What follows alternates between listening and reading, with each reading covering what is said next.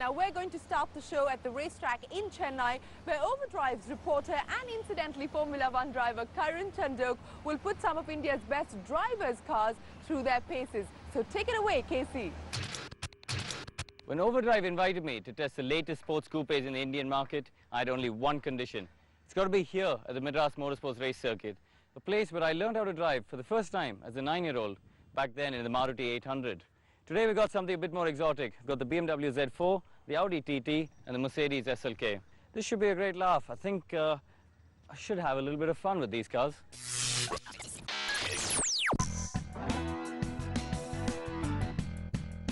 I was starting with the most recent launch and working my way backwards. So first up is the new BMW Z4. Launched in October last year with a 3-litre twin-turbo inline-6 engine, mated to a 7-speed dual-clutch gearbox with flappy paddles. It's got my favourite rear-wheel drive.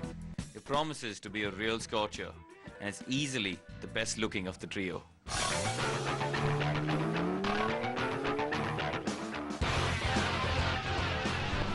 BMW Z4. The engine definitely feels the most grunty of the three. The power, the sheer delivery of grunt, very drivable engine, very, very smooth through the torque curve. The engine itself just feels quick.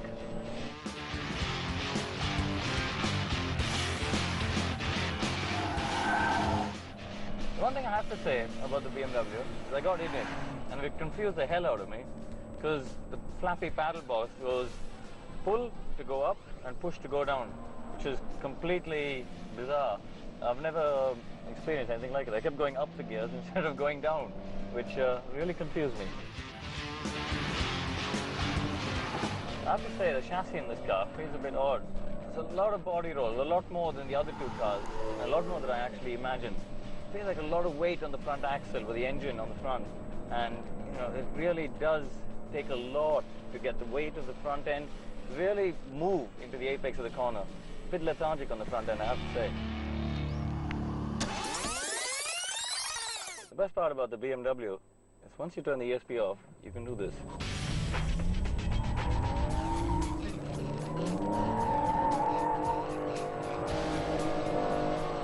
And you can do it all day.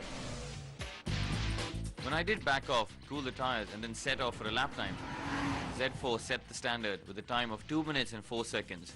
Will the other Germans manage to keep up? Next up was the Audi TT. 3.2-litre direct fuel injection, normally aspirated V6 mated to a dual-clutch gearbox and 4-wheel drive. The car looks rather capable, beautiful and fast. Let's see how it goes.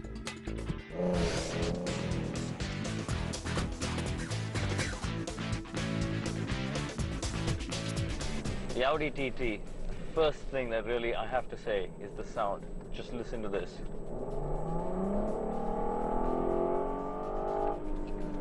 Just a fantastic growl, real raw, pure growl from the engine as it punches its way out of the corner. The 4-wheel drive that the Quattro offers really helps the handling of the car. Very stable. Sport suspension mode allows you to really stabilize the car in terms of roll. You don't really have the body roll that you have in the Mercedes especially.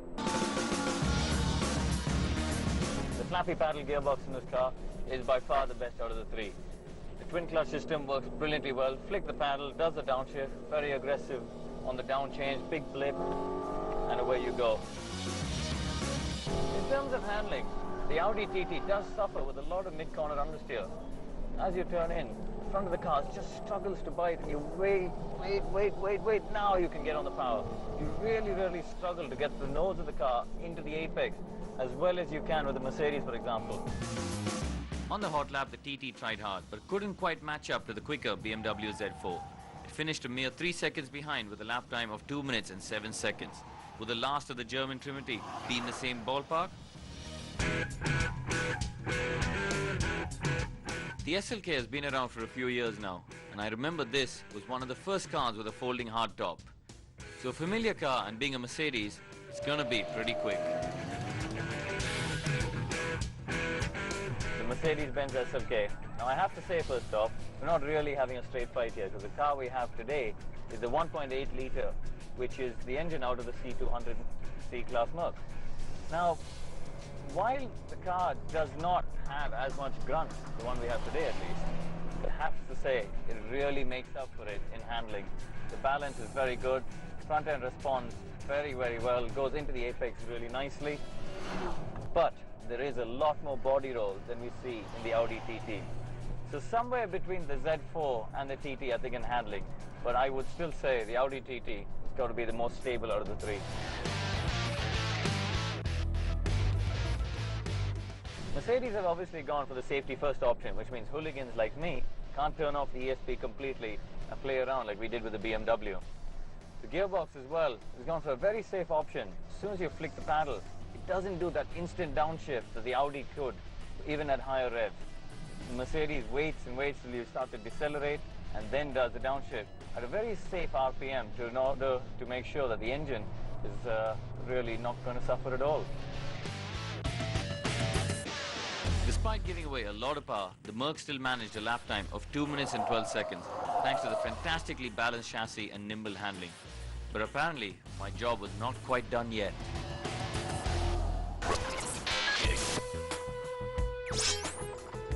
While the original idea was to test about super coupes, there's one performance car which is making a lot of noise here in the Indian market. So the guys at Overdrive decided I got to check it out on track today. So here we have it, the Mitsubishi Evo 10. Let's see what this can do on a circuit.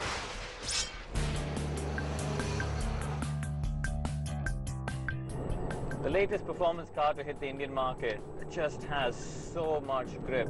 You can do anything with it you want and it just comes back. It's just incredible the amount of grip this car has. The gearbox is such a performance car gearbox. Instantly responses, big blips on the down change. You can literally drive it exactly as you would a race car. You could literally put a roll cage in this and start racing today if you wanted to. In terms of chassis handling, as I said, it's got so much grip, it's ridiculous. I can put the car wherever I want and it just goes. Got a little bit of understeer in it still, so clearly Mitsubishi have decided that they want to make the car safe for people to drive. An understeering balanced car is always going to be safer than an oversteering one for people to drive on the road.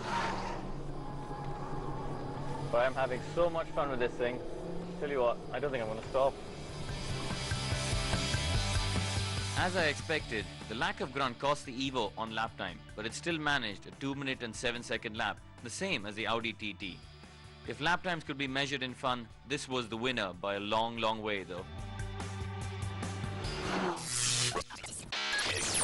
As the sun sets today on the test of the 3 Super Coupes and the Mitsubishi Evo 10 that we've had, it's been a fun day for me driving road cars instead of Formula 1 cars for a change. The Audi TT, it's got to be my pick of the bunch. It's a bit of jack of all trades. Great sound, great power, great looks, and fantastic handling as well once you got the sports suspension on. Not convinced about the handling of these two cars. A little bit too much body roll for me. Stability on that really is the key to making it my pick of the bunch here. The Evo 10, not a sports coupe, we know, but we had to throw that in there as a performance car. I have to say, the power that came out of that engine, not quite a match for the looks of it. I was a little bit disappointed with the amount of power that it's got. But I have to say, fantastic amount of grip, great fun to drive on a circuit. If you were going to do a track day, that'll be the car to have.